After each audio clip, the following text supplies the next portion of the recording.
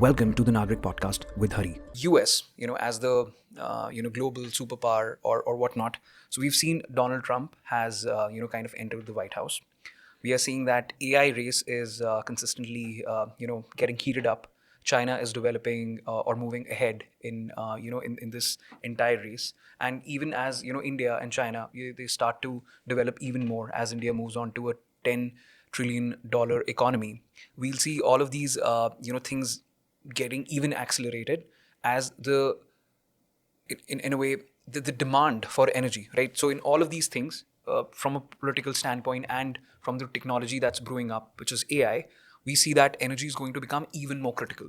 So keeping aside the things that we discuss, what do you expect out of the next 4 to 5 years, right? Wherein there has been a change in the political setup. What do you expect? Do you hope that things would move in the right direction from a climate point of view? I think so. India is definitely committed to it and has been doing its bit for it. Uh, China is actually leapfrogging. Its size is humongous, but it's leapfrogging.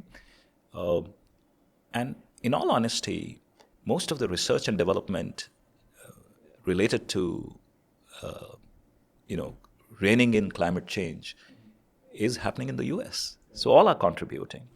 But I wanted to touch on, since you asked what is in the current global geopolitical situation, what is likely to happen.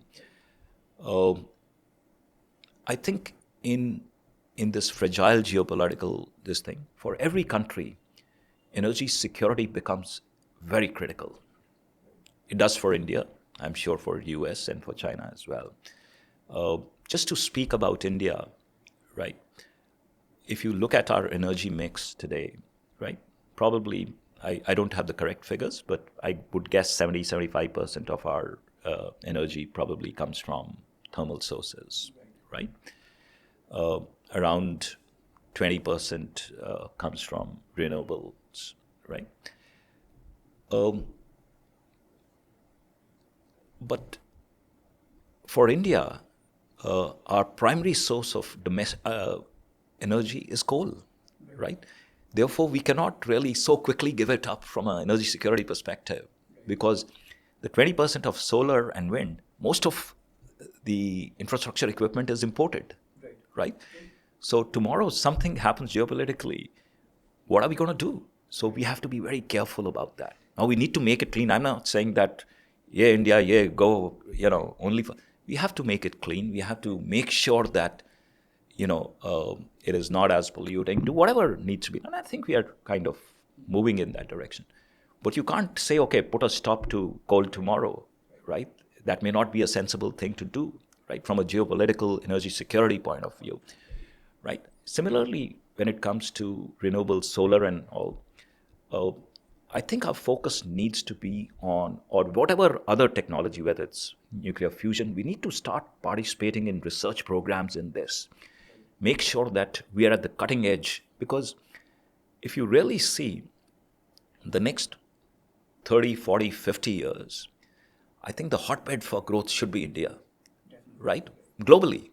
Therefore, the need for energy, the need for a lot of this infrastructure, equipment, the materials, other things is going to be out of this country, our country, right?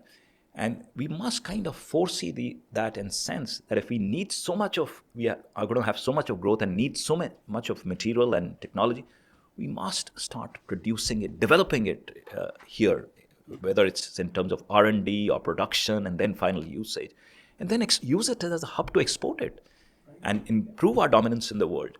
I think that part needs to be looked at very, very carefully and pursued, that how do we take advantage of this disruption that is happening in the energy systems for our advantage, rather than being a bystander and a user of technologies being developed by others.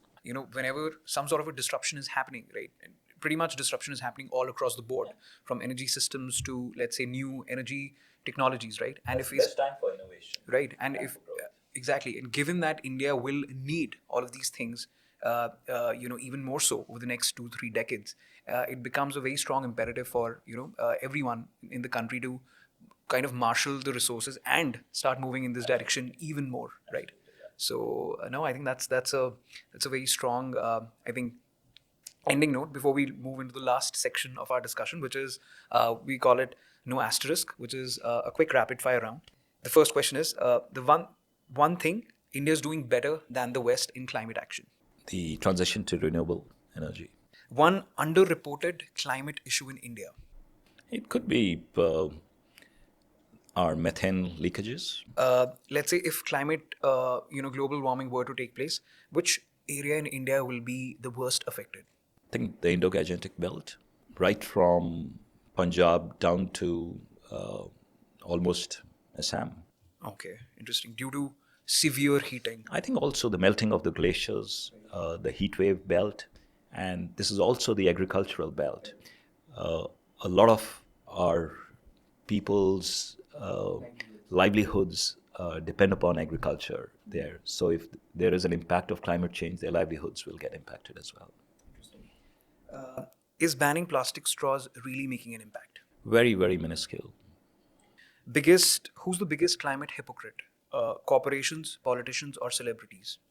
Tough one. I would think celebrities. Many of them who are flying around, zipping around. Out of the three sources, which one would you pick? Nuclear, solar, or wind? Nuclear. Fusion.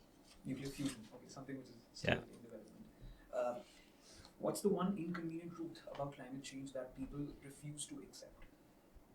That it's happening. It's real. People are in denial. Many of them. And finally, again, which three countries do you think would be the worst affected?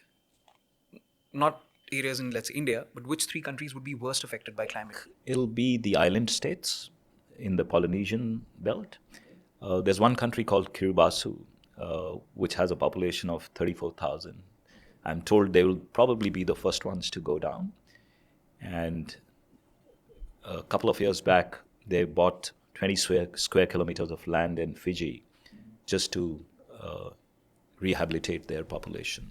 Interesting. And any major country which you see getting impacted, like the earliest, let's say? I haven't done that, because there's so many parameters on which you can kind of measure this. I don't know. But I would think Bangladesh is another one because of the low-lying. Yeah, that's the best I can. No, I think that's a solid end to the rapid fire round.